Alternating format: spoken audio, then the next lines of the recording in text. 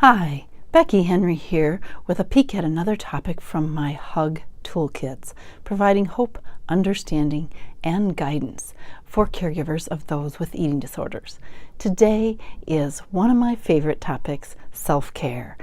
And a lot of people might think self-care means getting a manicure and pedicure, but in reality, it's much more significant things like doing our parallel process so that we can be as calm, confident, and compassionate as possible when our loved one has an eating disorder.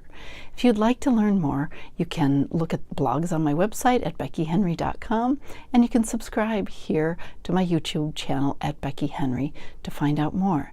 In the meantime, please keep practicing lots of self-care and do it in a way that fills you up so that you can be there for your loved one.